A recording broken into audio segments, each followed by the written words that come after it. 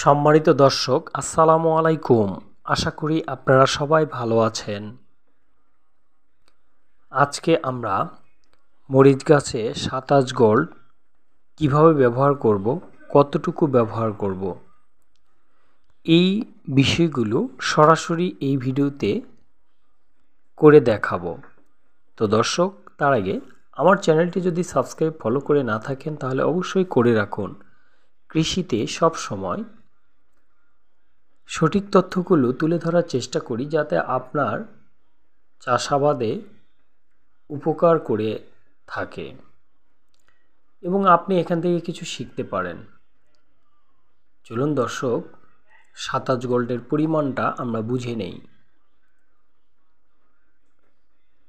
দেখুন, এই যে মোটামুটি 5টি আঙ্গুল দ্বারা আপনি যতটুকু তুলতে পারলেন, একটু চাপা দিয়ে তুলবেন, তাহলে মোটামুটি 10 থেকে 15 গ্রামের মতো 27 গোল্ড উঠবে।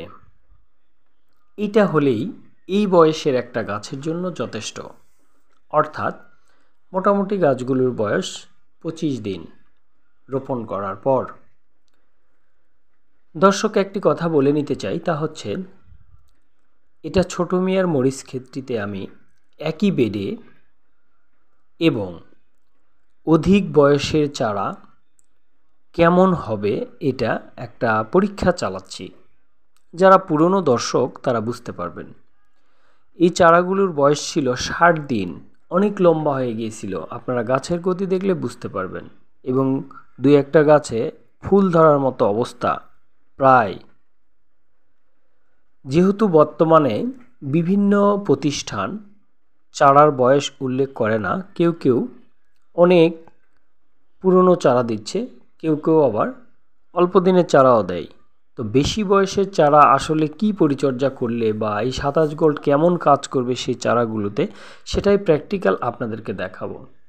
দর্শক, আপনারা ভিডিও চিত্রে দেখতে পাচ্ছেন, আমরা আপনাদেরকে যেটা বোঝানোর চেষ্টা করলাম যে গাছের গোড়া থেকে 1 ইঞ্চি দূরে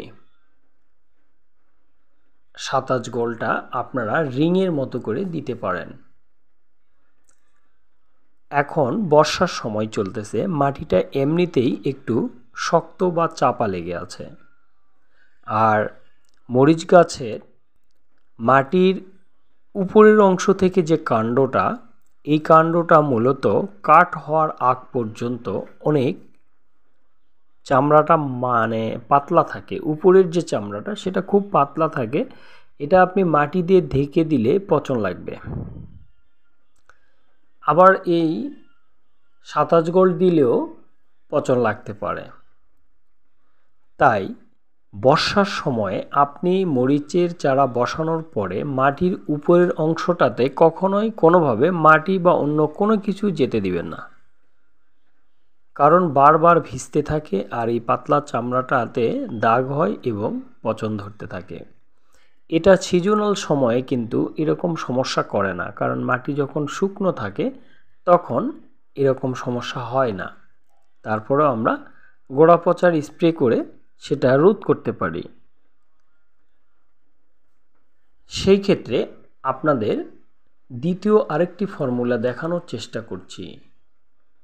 দেখুন, ঠিক 1 থেকে 1.5 ইঞ্চি বা 2 ইঞ্চি একটু সরিয়ে থেকে আমি রিংয়ের মতো মাটিটা একটু টান দেওয়ার চেষ্টা করছি। হালকা একটু মাটি টান দিয়ে নিয়ে এই যে রিংয়ের মতো করে ফেলেছি। এখন 27 গোল্ড আমরা আস্তে করে এই যে দিয়ে দিচ্ছি। দেখুন, এই যে দুই সাইড দিয়ে আমরা দিয়ে দিচ্ছি। এই যে আমরা দিয়ে দিলাম।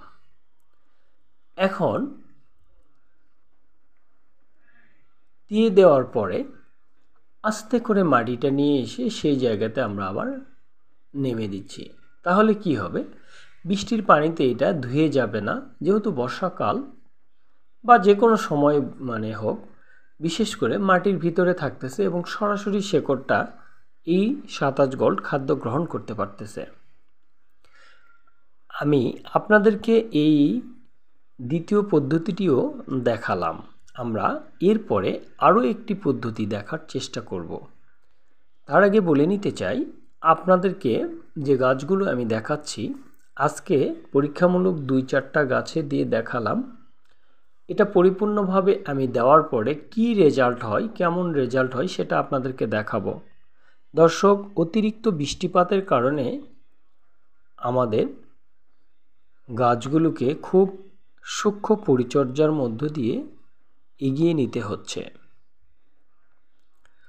তাই সব সময় খেয়াল করতে হবে গাছের গোড়া যেন পরিষ্কার থাকে, ঘাস তুলে ফেলে দেবেন। এই যে কাণ্ডটা দেখাচ্ছি, এই কাণ্ড থেকে দেখুন 1 থেকে 2 ইঞ্চি বা 1.5 ইঞ্চি, ন্যূনতম 1 ইঞ্চি ফাঁক করে দিলেও চলবে। এটাতে আমার মালচিংটা শিয়ালে ছিঁড়ে ফেলেছিল, তাই আমি ফাঁকা আছে দেখে আমি একদম ফ্রেশভাবে দেখাচ্ছি। দেখুন, আমি মাটিটা হালকা করে টান দিয়ে নিয়েছি, কিছু শেকড় দেখা যাচ্ছে। 1 থেকে 1.5 ঘন্টা আগে এখানে বৃষ্টিপাত হয়েছিল, মাটি ভেজে আছে। এখন আমি 27 গোল্ডটা দিয়ে দিচ্ছি। এটা এই বর্ষার কারণে এভাবে সতর্কতার সাথে দিচ্ছি, যেন কোনোভাবেই গাছের গোড়াতে না গিয়ে গাছের গোড়া যেন কোনোভাবে পচন না হয়। দেখুন, আমরা এভাবে দেব, তাহলে সম্পূর্ণ নিরাপদ থাকতেছে এবং সাথে সাথে কাজ করতে শুরু করবে। ঠিক 4 থেকে 5 দিন এর ভিতরে আমরা রেজাল্ট দেখতে পাবো, কারণ আজকে রাত থেকেই গাছগুলো খেতে শুরু করবে।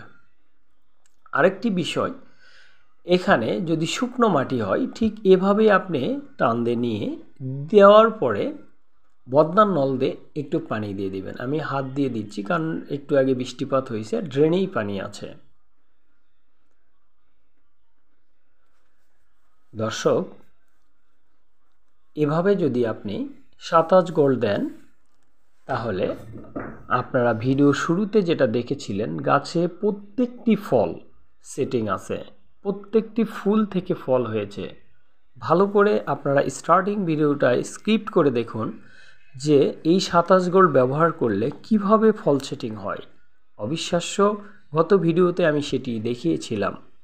তো যাই হোক, 60 দিন বয়সের চারা ছিল এগুলো। কেমন গ্রোথিং আসে, কি হয়, আমরা এটা আপনাদেরকে পরবর্তী ভিডিওতে আবারও তুলে ধরার চেষ্টা করব। তো দর্শক, সবাই ভালো থাকুন, সুস্থ থাকুন, সুন্দর থাকুন। আল্লাহ হাফেজ।